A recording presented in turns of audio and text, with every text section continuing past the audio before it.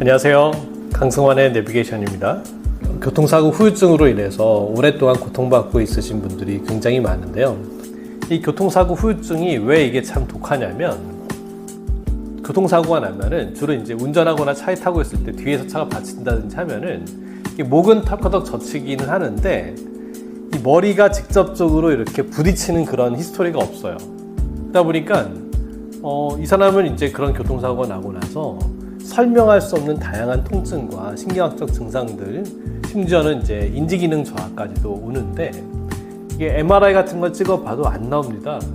그 사람의 통증이라든지 신경학적인 문제를 객관적으로 입증할 수 있는 어떠한 검사도 뒷받침이 안 돼요. 그러니까 이 사람은 결국 나중엔 자동차 보험 회사에서 진료비 지급을 거부당한다든지 이런 많은 불이익들을 겪게 됩니다. 별로 아프지 않은데도 의도적으로 이제 통증을 부풀리는 경우들도 가끔은 있겠지만, 사실 제가 근무하는 이제 서울대병원 정도의 이제 오는 환자들 같은 경우는 그런 경우들은 거의 드물고요. 실제로는 이제 많은 경우에 여러 가지 치료, 약물 치료 또는 뭐 심지어는 이제 마약성 진통제 같은 것들을 쓰거나 이제 이런 이제 시술 치료를 받고서도 통증이 조절이 되지 않아서 오는 경우들이 많고, 그 중에서 또 상당 부분은 보험회사로부터 이미 법적인 분쟁을 겪고 있기 때문에 자신들의 통증이라든지 이 뇌 손상을 입증을 해야지만이 되는 그런 절박한 환자들이 굉장히 많았습니다. 사실 그런 환자들을 보면서 또 내가 이제 이런 어떤 기능적 손상 같은 거나 통증을 정량화시킬 수 있는 그런 기술을 개발해야 되겠다라고 하는 그런 마음들을 많이 갖게 됐고요. 그것이 QEEG를 이렇게 깊이 있게 연구를 하고 또 개발하게 된 동기 중에 하나였습니다.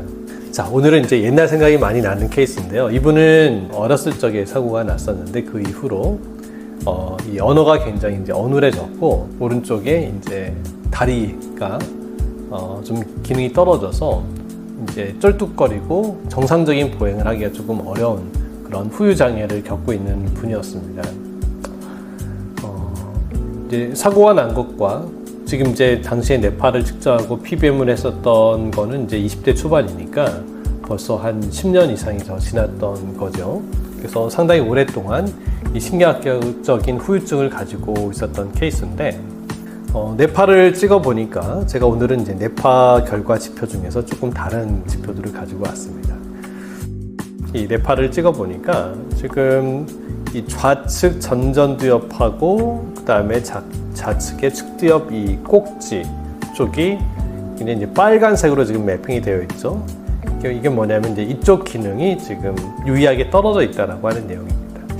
이 매핑에서는 파란색은 기능이 항진되어 있는 곳, 그 다음에 빨간색은 기능이 좀 저하되어 있는 곳을 매핑을 해주고 있는데, 볼록 튀어나온 이 끝부분은 사실 교통사고에서 또는 이제 뇌진탕에서 굉장히 쉽게 손상되는 부위입니다. 왜냐하면은 얘는 이제 바깥에서 이렇게 가격을 당한 것보다도 직접적으로는 사실 두개골 안에서 두개골의 뇌 쪽 이 서피스하고 이 뇌가 부딪히면서 손상을 당하는 거거든요. 이 이제 전두엽과 측두엽의 폴이라고 하죠. 끝부분을 받쳐주고 있는 이 두개골의 서피스가 굉장히 이제 좀 거칩니다. 그래서 이 안에서 뇌가 흔들려 버리거나 이 두개골하고 부딪히면은 얘네들이 이렇게 이 얼굴이 아스파트끼리 이렇게 갈리는 것처럼 이 뇌가 그렇게 갈리고 안에서 손상이 일으키기가 굉장히 쉬운 부위예요. 근데 문제는 뭐냐면은 이 부위가 특히 이제 왼쪽 레프트 사이드 같은 경우에는 감정 조절을 하거나 그 다음에 이제 어떤 감정을 처리하는 데 있어서 이제 이 부분이 이제 기능이 떨어지게 되면은 감정을 억제하는 부분들도 힘들어질 뿐만 아니라 무드가 굉장히 디프레스 됩니다. 우울한 무드가 많이 이렇게 올라올 수 있는 그런 위험성이 생기고, 뿐만 아니라 이제 좌측 이 부위가 이제 언어 중추가 있는 부분이기 때문에 내가 생각하는 것을 언어로 만들어내는 그 기능들이 굉장히 이제 떨어지고, 왼쪽 전두엽하고 이 측두 이 끝부분은 이제 어떤 기능을 하냐면은 감정을 조절하고 감정을 처리하고 주의 집중을 기울이거나 아니면은 내가 의도하고 생각했던 것을 말로 표현하는 그런 이제 언어 중추가 있는 곳입니다. 그쪽 기능이 이제 떨어지게 되면은 당연히 이제 그런 기능들이 떨어지겠죠. 그래서 말도 어눌해지고 또 무드도 자꾸 이제 디프레스 되고 자기 의지와 관계없이 계속 감정이 깔아앉고 우울해지고 감정 조절하는 데 이제 어려움을 겪게 되는 겁니다. 요 이제 기능들을 좀 자세하게 보면 이제 좌표로 분석을 했을 때 요 가운데에 모여 있는 것이 가장 이제 아이디어라는 이제 평균적인 패턴인데 지금 같은 경우는 지금 여기 이제 좌측 전두엽 프론탈하고 왼쪽 프론탈하고 왼쪽 템포랄 측두엽 쪽이 이제 기능이 좀 평균적인 분포에서 많이 떨어져 있죠. 좀 더 상세한 이제 분석을 보면은 좌측의 전두극 프론탈 폴이나 이런 이제 도즐 라테랄 에리어 쪽에 왼쪽에 보면은 기능 점수 백분위 점수들이 굉장히 떨어져 있어요. 언어를 이제 만드는 것을 이제 중추적인 역할을 하는 것이죠. 그 다음에 내가 말을 할 때 단순히 말을 만들어내고 문장을 만들어내는 것뿐만 아니라 내 의도에 맞는 표현이 나와야 되지 않습니까? 그런데 이제 종종 보면은 이제 말 실수를 하거나 아니면은 내가 그런 의도로 말하는 건 아닌데 의도의 표현이 잘 안 되는 경우들이 있죠. 이제 이런 브로카 영역 같은 것들이 이제 망가지면은 그렇게 이제 말이 잘 이제 만들어지지가 않는 것입니다. 그 다음에 이제 보시면은 또 이제 템포랄 폴 쪽에서 좌측 같은 경우에 이제 언어에 대한 의미 처리 그리고 이제 이게 이제 다 연결되어 있는데 지금 만성적인 그런 우울감과 이제 정서적인 이제 가라앉음, 그 다음에 이제 또 말의 어눌함과 언어적인 표현, 그리고 상황에 적절한 이제 언어적인 그런 생성의 어려움들을 많이 겪고 있으셨습니다. 그 다음에 이제 또 왼쪽에서 전전두엽에 조금 위로 올라가면은 운동 중추가 있죠. 그래서 이 운동 중추에 미세한 손상이 있게 되면은 그것을 관장하는 이제 반대쪽에 이제 기능 조절들이 좀 떨어지게 되는 것입니다. 그래서 이분은 오른쪽 이제 하지 쪽에 이제 보행 장애가 조금 있었고요. 그 다음에 이제 언어가 좀 이제 어눌해지는 그런 장기적인 후유증이 있었는데 이 부분이 이제 PBM을 한 12주 정도 하시면서 여기서 이제 손상됐던 부위를 조금 이제 집중적으로 치료를 해줬습니다. 이제 이 영역들이 빨간 영역들을 집중적으로 치료를 해드렸고, 그리고 나서 이제 처음 날짜가 5월 31일이었고 두 번째 측정한 날짜가 이제 8월 10일이었네요. 자, 이분 같은 경우는 이제 다시 측정을 했을 때 이 뇌파가 지금 원래 빨갛던 부위가 상당히 회복되는 패턴을 확인할 수가 있었습니다.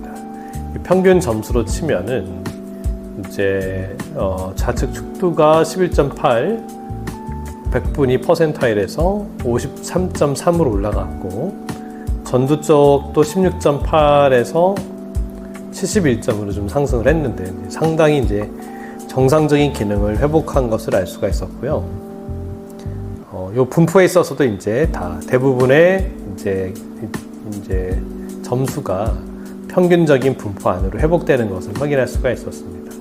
그리고 이제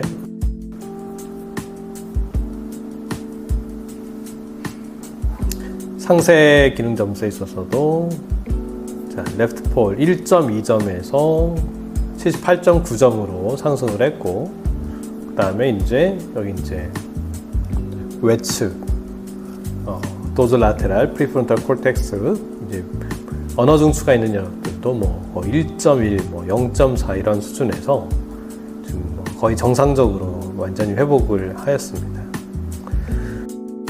측두폴의 기능 점수도 보면은 2.22점에서 67.2점이면 상당히 회복이 됐죠. 그래서 실제로 이제 이분은 이 언어가 어눌했었던 것이 거의 완전히 정상화가 됐습니다. 그래서 이제 완전히 이제 그런 기능들 회복을 했고요. 실제로 우측의 이제 보행 장애도 거의 회복이 돼서 실제로 이제 보행도 많이 개선이 됐습니다.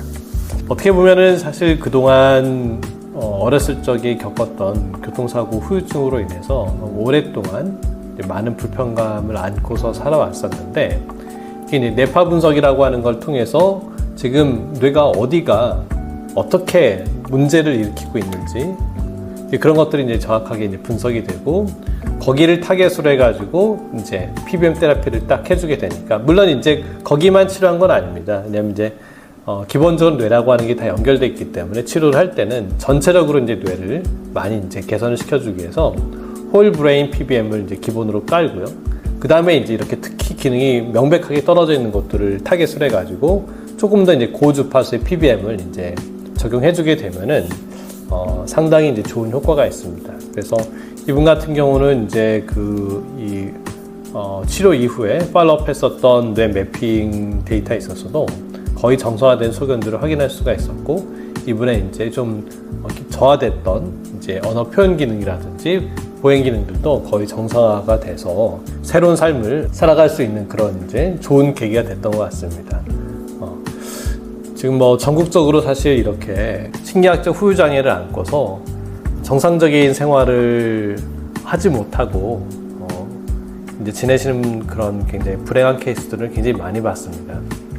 교통사고 후유증을 앓고 계신 많은 분들이 계실 텐데요. 제 영상을 보시고서 그 후유증에 대해서 지금 자신의 뇌가 어디가 어떻게 지금 문제가 있는지에 대한 것들을 좀 정확하게 한번 진단을 받아보고, 외상성 뇌 손상이나 교통사고 후유증이라고 하더라도 PBM을 통해서 또 도움을 받으실 수 있는 가능성이 있으시니까 그런 분들한테 저희 QEEG와 PBM이 큰 희망이 되었으면 하는 바람입니다. 네, 오늘은 이것으로 마치겠습니다. 감사합니다.